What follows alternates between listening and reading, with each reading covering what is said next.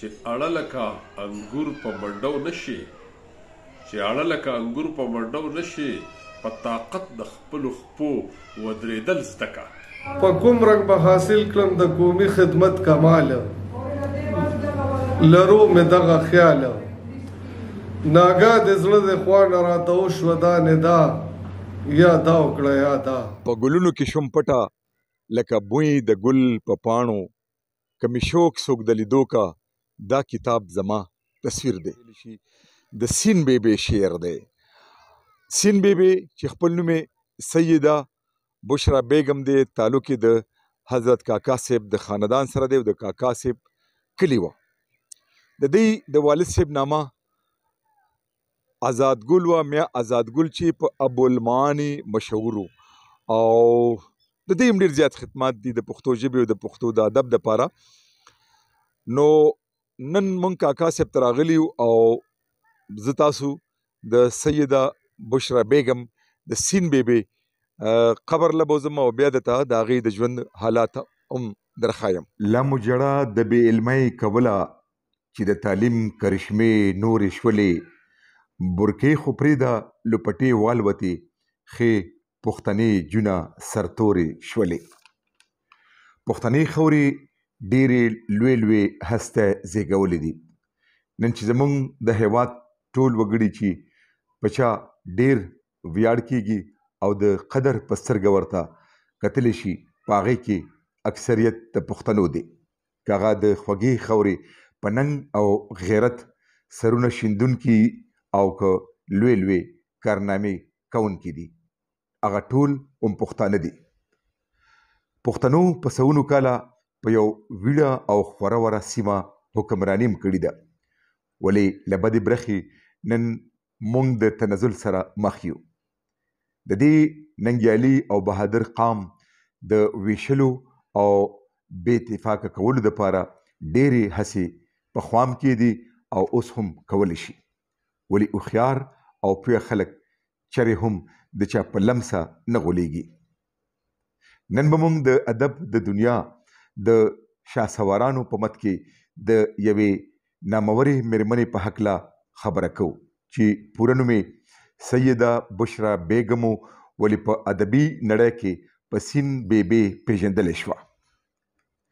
سین بیبي د زیارت کاکا صاحب د یو ډېر نامور ادیب، صحافي او د ادب د میدان د یو شاهسوار میا آزاد ګل کاکا خیل چې په ابوالمعاني باندې یادېده د هغې لور وه.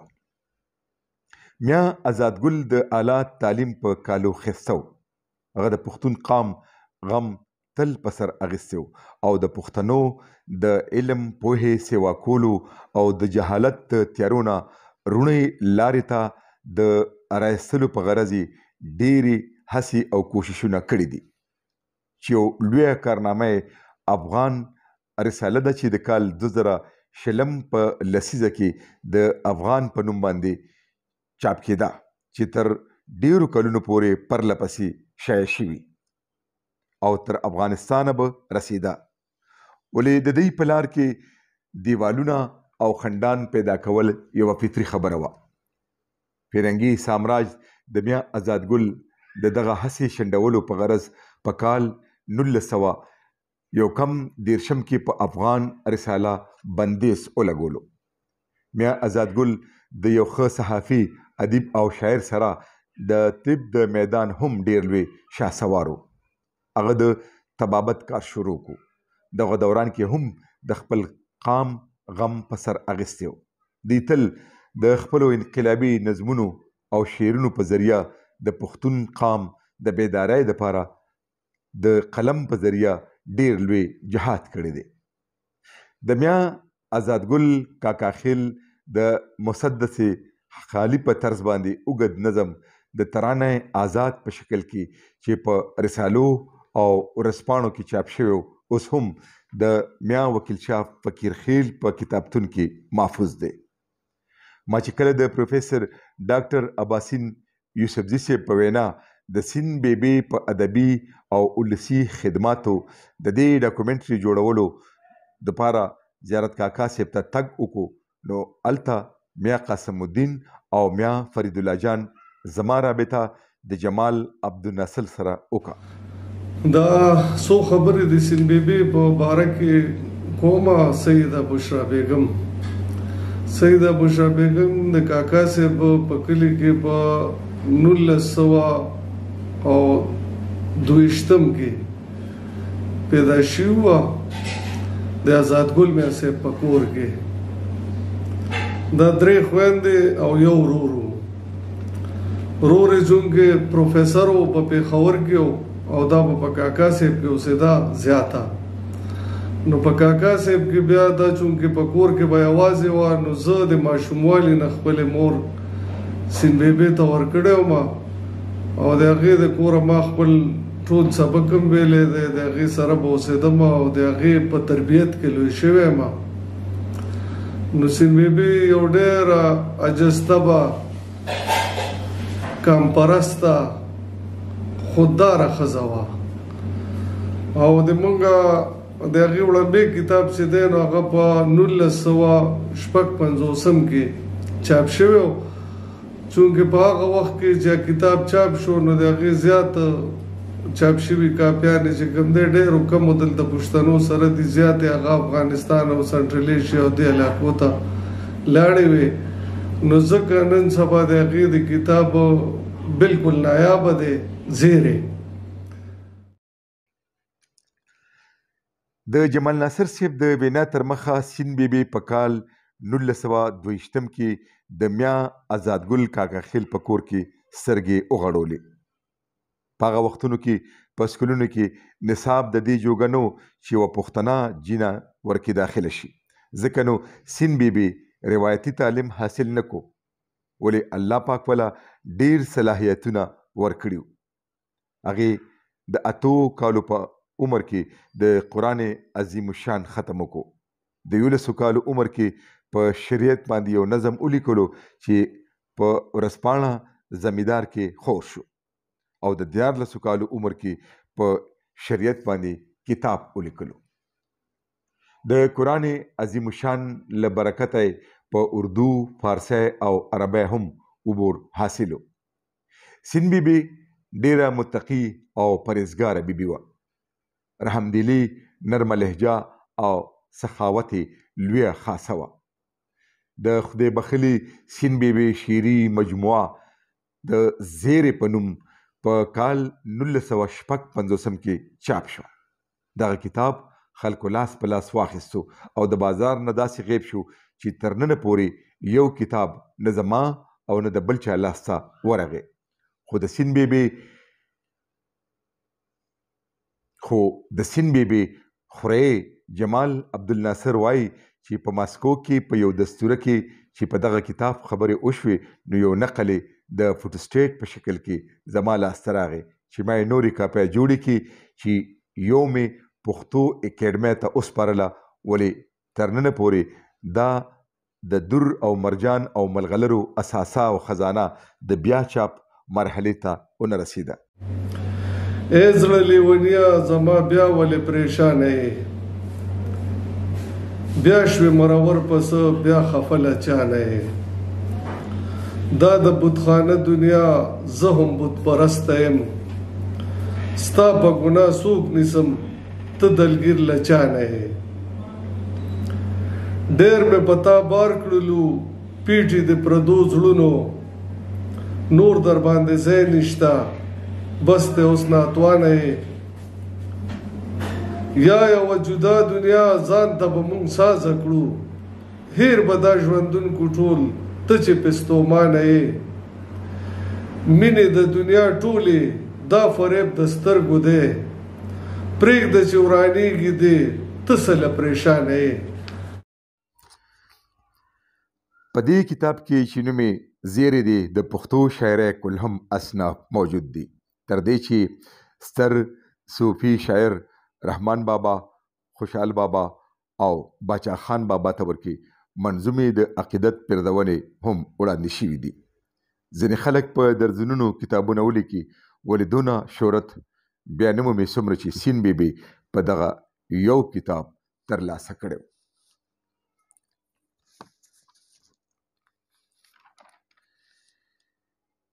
ما لساکی تپوس د جام کولو هغه وی جام سکه پیاله ورکې شوې.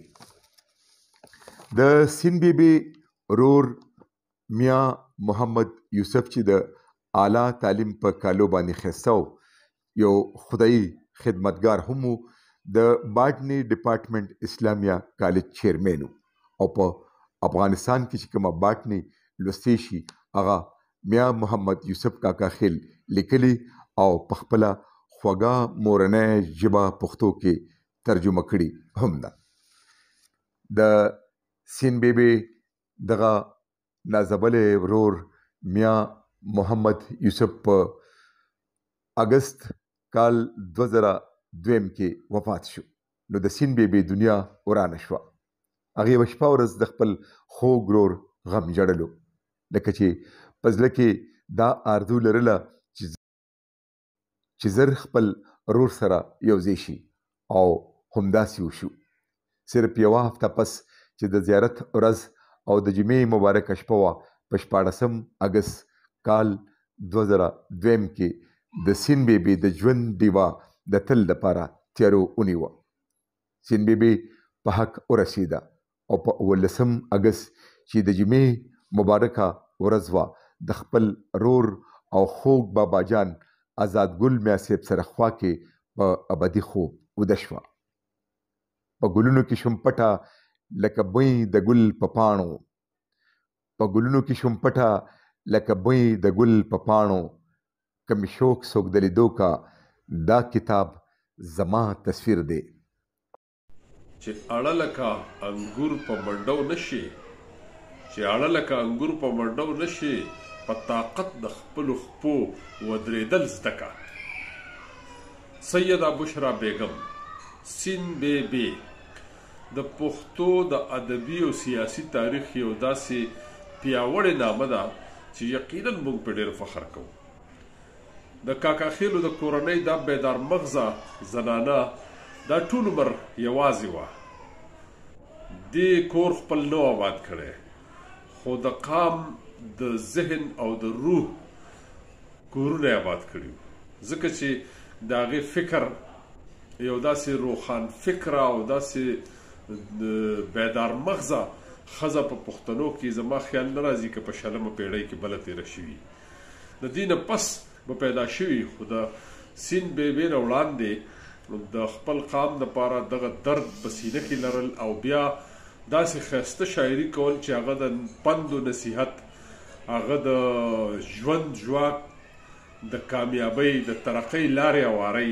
نو زه ګڼم چې سیده بشرا بیگم زموږ د پښتونخوا هغه نابغه روزګار شخصیت دی په زنانو کې چې هغې په هغه وخت کې د خدای خدمتګار تحریک ملا ټپولې ده، په هغه وخت کې د خدای خدمتګار تحریک د لاندې وتونکي پښتون رساله کې وخت په وخت باندې د قام د بیدارۍ نغمې ویلې دي، او د قام د بیدار ساتلو او د قام د چمتو کولو دپاره یې خپل صلاحیتونه او خپل هنر په کار راوستی دی. دا د سین بیبي یو نظم دی چې یا دا وکړه یا دا، په کوم رنګ به حاصل کړم د قومي خدمت کمال، لرو مې دغه خیال، ناګاه د زړه د خوا نه راته وشوه دا ندا، یا دا وکړه یا دا. یا وشلو زنځیرونه د لاسونو خپو تمام، بدل کړه زوړ نظام، یا چپ کې نه د سر نه کړه بهر قومي سودا، یا دا وکړه یا دا. یا وباسه د زړه نه د الفت خیال د لیلا، عشق کله شي په غلا، یا کړه لکه مجنون جنون د مینې هویدا، یا دا وکړه یا دا. یا هیر کړه له خاطر د شیرینۍ نقش و نگار، ابس و دغه کار، یا سر په تیږه مات کړه د فرهاد غوندې شدا، یا دا وکړه یا دا. یا ځان که قرباني خلکو ته یاد کړه شهدا، یا دا وکړه یا دا. یا مګوره تاریخ هغه کیسې کړه واړه هیرې د وخت سره شوې تیرې، یا ځان که قرباني خلکو ته یاد کړه شهدا، یا دا وکړه یا دا. یا اوس کړه سره شراب د معرفت شمستانه، کړه ګرمه میخانه او یا کړه په بتخانه کې د صنم سجده ده یا دا وکړه یا دا یا راوله زلزل په دښمنانو هواګیره اواز که د تکبیره یا سر مال که دواړه په دې لار د عشق پیدا یا دا وکړه یا دا یا کړه د انالحق وینا منصور غونتې په جاره که ورسې ترداره او د عشق د انتها د لیدو پس کړه ابتدا یا دا وکړه یا دا. د خدای بخلي سین بیبي د ژوند او ادبي خدماتو په باب لا خبرې اترې تاسو واورېدې. په دې ګران کار کې را سره مرسته کړې وه میا قاسم الدین، میا فرید الله جان، میا جمال عبدالناصر، پروفیسر ډاکټر عباسین یوسفزی، سید وکیل شاه فقیر خیل، کیمرمین او جوړونکې اسامه اسلم خان. پیشکش لالونه پښتو چینل.